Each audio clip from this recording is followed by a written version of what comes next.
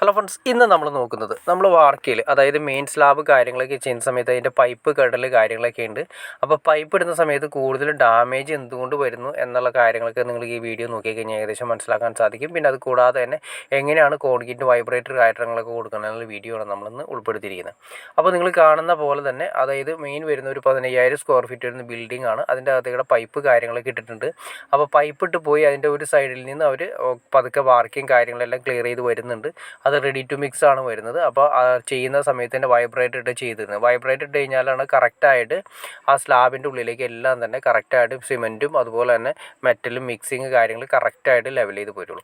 അപ്പോൾ ശ്രദ്ധിക്കേണ്ട കാര്യം ഇപ്പോൾ ഇവിടെ തന്നെ നോക്കി അറിയാൻ പറ്റും. ഇപ്പോൾ നമ്മൾ പൈപ്പുകൾ ഓൾറെഡി ഇട്ടിട്ടുണ്ടെങ്കിലും ഇപ്പോൾ ഇവർ ചെയ്യുന്നത് അതായത് ഇപ്പോൾ ഈ അവരെല്ലാവരും തന്നെ അതിൻ്റെ മുകളിലൂടെ നടന്നു പോകുന്നത്, ട്രോളി കൊണ്ടുപോകുന്നത്, അതുപോലെ റെഡി ടു മിക്സിൻ്റെ പറയുന്നതിൻ്റെ വെയിറ്റ് വരുന്ന വരുന്ന മെയിൻ പൈപ്പ് വരുന്നത്, ഇതെല്ലാം വരുന്നത് ഈ പൈപ്പിലൂടെ മുകളിലൂടെ ചവിട്ടിയാണ് അവർ നടക്കുന്നത്.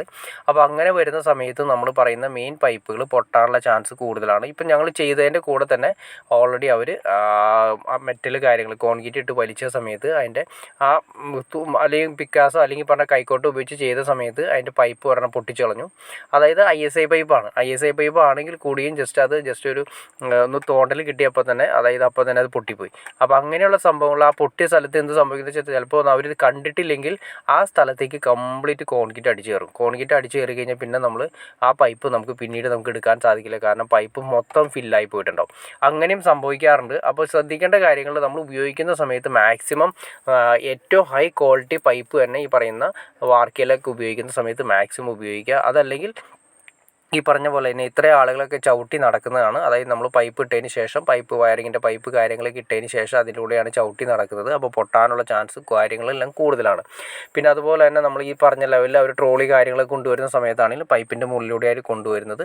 അപ്പോൾ അവർ അത് അത്രയും ശ്രദ്ധിക്കണം നിർബന്ധമില്ല. അപ്പോൾ നമ്മൾ അത്യാവശ്യം വയറിങ്ങിൻ്റെ പൈപ്പ് ഇട്ടതിന് ശേഷമാണെങ്കിൽ അത് പൊട്ടാതെ ഉറപ്പ് വരുത്തുക. അതല്ലെങ്കിൽ ഈ പറഞ്ഞ എല്ലാം കഴിഞ്ഞതിന് ശേഷം ഫിനിഷിങ്ങിൻ്റെ സ്റ്റേജ് നമ്മൾ ഈ പറഞ്ഞ ഫാൻ്റെയോ അല്ലെങ്കിൽ ഏതെങ്കിലും ഹുക്കുകൾ കാര്യങ്ങൾ ചെയ്തിട്ടാണ് ഏരിയകളിലാണ് ഈ പൈപ്പിലൊക്കെ കളി കയറി അല്ലെങ്കിൽ സിമെൻറ്റ് കാര്യങ്ങൾ ഫിക്സ് ചെയ്ത് പോയി കഴിഞ്ഞാൽ പിന്നീട് നമുക്ക് ഉപയോഗിക്കാൻ പറ്റാത്തൊരവസ്ഥ വരും. അപ്പോൾ ഇവിടെ തന്നെ നിങ്ങൾ നോക്കി അറിയാൻ പറ്റും. കണ്ടോ, പൈപ്പ് പോയിരിക്കുന്ന കമ്പിയുടെ ഉള്ളിലൂടെയൊക്കെ പൈപ്പുകളെല്ലാം പോയിട്ടുണ്ട്. അതെല്ലാം തന്നെ നീറ്റായിട്ട് നമ്മൾ കറക്റ്റായിട്ട് കെട്ടി കമ്പിയോട് ചേർത്ത് കെട്ടി ക്ലിയർ ചെയ്ത് വയ്ക്കുകയും വേണം. അല്ലെങ്കിൽ ഈ പറഞ്ഞ രീതിയിൽ ഇവിടെ വൈബ്രേറ്റർ കണ്ടോ, വൈബ്രേറ്റർ നിങ്ങൾക്ക് കാണാൻ സാധിക്കും. ആ വൈബ്രേറ്റർ ഇടുന്ന സമയത്താണെങ്കിലും പൈപ്പുകൾ നമ്മളല്ലെങ്കിൽ കറക്റ്റായിട്ട് മാറിപ്പോവാനും, അതായത് പൊസിഷനുകൾ ഉണ്ടാവും. നമ്മൾ ഫാൻ അതുപോലെ തന്നെ പല പൊസിഷൻസ് എല്ലാം കറക്റ്റ് ചെയ്ത് വെച്ചിട്ടുണ്ടാവും.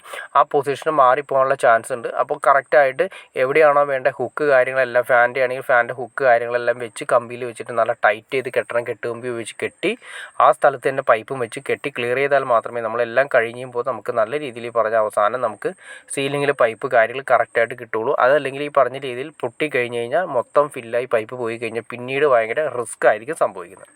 അപ്പോൾ ഓക്കെ ഫ്രണ്ട്സ്, നിങ്ങൾക്ക് ഏകദേശം വാർക്കയിൽ പൈപ്പ് ഇടുന്നതിന് ചെറിയ എന്തെല്ലാം കാര്യങ്ങൾ ശ്രദ്ധിക്കുന്ന ഏകദേശം ഒരു ഐഡിയ കിട്ടിക്കാണെന്ന് വിചാരിക്കുന്നു. ഇനി എന്തെങ്കിലും ഡൗട്ട്സോ കാര്യങ്ങളോ ഉണ്ടെങ്കിൽ തീർച്ചയായിട്ടും കമൻറ്റ് ചെയ്യാൻ മടിക്കരുത്, ഷെയർ ചെയ്യാൻ മടിക്കരുത്, സബ്സ്ക്രൈബ് ചെയ്യാൻ മടിക്കരുത്. ഓക്കെ ഫ്രണ്ട്സ്, അടുത്ത വീഡിയോയിൽ കാണുന്നവരെ ഓക്കെ.